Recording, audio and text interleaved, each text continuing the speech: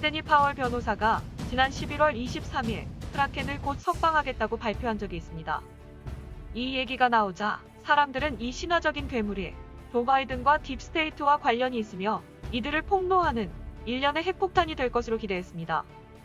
그러나 이후 특별한 괴물은 나타나지 않았고 트럼프 측의 법적 대처도 부진했으며 실망한 지지자들은 트럼프가 빨리 군사적 행동에 나서라고 독려하기도 했습니다. 사람들은 이 괴물이 베네수엘라에 있는 부정선거와 관련된 일련의 비밀 파일이거나 컴퓨터 서버 군대라고 예상했지만 최근 공개되는 정보에 의하면 이 괴물은 실제 사람이라는 사실이 밝혀졌습니다. 리누드 변호사 측에 의하면 그는 아동 성범죄 혐의로 수감 중 자살한 것으로 알려진 제프리 앱스타인인데 이자는 뉴욕 메트로폴리탄 교도소에 수감돼 있다 2019년 8월 자살한 것으로 알려져 있습니다.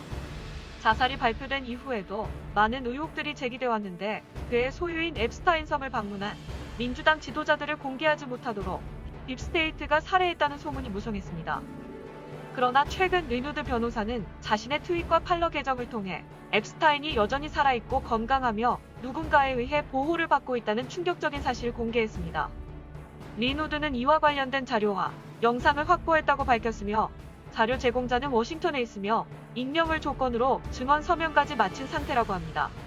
제공자에 의하면 앱스타인은 2019년 7월 6일 뉴욕 메트로폴리탄 교도소에 수감된 직후 딥스테이트와 민주당을 파괴할 수 있는 충격적인 문서와 영상을 보유하고 있다면서 비를 요청했습니다.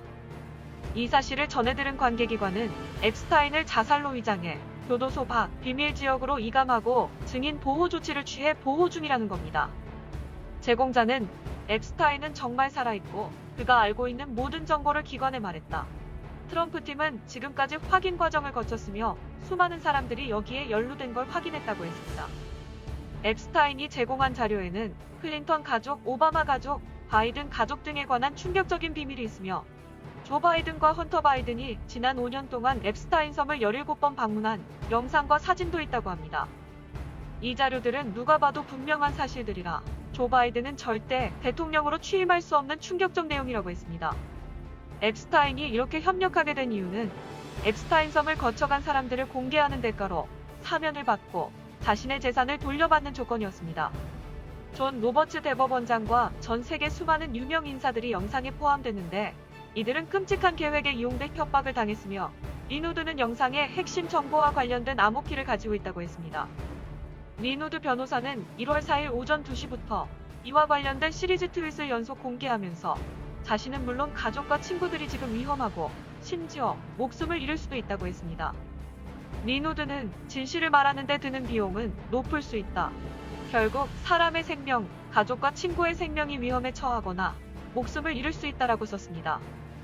리누드는 이 트윗은 보험에 든 것이다.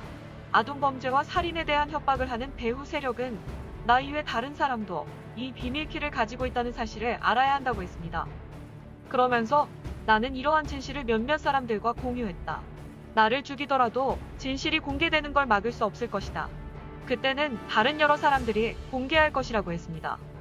또 비밀키 정보를 법집행기관이 넘겨달라고 요청하면 트럼프 대통령, 플린 장군 또는 파월 변호사를 통해서만 제공하는 데 동의하며 그들을 신뢰하기 때문이다. 저의 가족을 위해 기도해달라고 요청했습니다. 리누드는 다른 트윗에서 나는 존 로버츠 대법원장과 전 세계의 많은 유력 인사들이 범죄와 관련된 끔찍한 계획에 협박을 당했다고 본다. 이 모든 것이 영상에 담겨 있다. 이 영상 파일의 키를 가지고 있으며 키 정보를 공유했다고 다시 강조했습니다. 또 이런 계획은 세계에서 유명한 몇 개의 정보기관에 의해 수행됐는데 자료 중 하나는 도마뱀 동맹에 의해 해킹당했다. 그 조직은 이 자료를 입수해 사본을 아이작 캐피에게 제공했다고 했습니다. 해킹 자료를 받은 아이작 캐피는 소아성애자 반대운동을 하는 인물로 친구에게 2019년 5월 13일 자료를 건네주었으며 그 후 얼마 지나지 않아 살해당했습니다. 아이작 캐피는 영화 토로와 터미네이터에 출연한 미국 배우 겸 뮤지션으로 AMC TV 시리즈 브레이킹 배드에도 출연했습니다. 그가 어떤 이유로 자료를 받게 됐는지는 모르겠으나 리누드는 아이작 캐피는 작년 5월 19일 애리조나 다리에서 강제로 추락당해 사망했으며 그의 인스타그램 마지막 게시물은 사람들을 조심하세요. 보호해줄 사람들이 없기 때문이에요. 라는 글을 올렸다고 했습니다. 리누드는 다른 트윗에서 트럼프 대통령 주변에 믿을 수 없는 사람들이 있기 때문에 이러한 진실을 트윗과 팔러에 게시하기로 결정했다. 아이작 해피 역시 이 정보를 트럼프 대통령 측에 제공하려다 살해당한 것으로 보인다. 지금 내 목숨이 위험하지만 나는 신을 믿는다. 결정을 내리기 전에 기도했다고 했습니다. 리누드는 또 전 세계적으로 그리고 미국에서 실종된 아동 숫자는 충격적이라면서 최근 부정선거와 관련해 공무원들과 법관의 이해 못할 행동들은 협박과 관련됐다. 트럼프 대통령은 철저한 조사를 위해 특별검사를 임명해야 한다. 실종 아이들을 조사해야 하며 정직한 특별검사만이 정의를 밝힐 수 있다고 했습니다.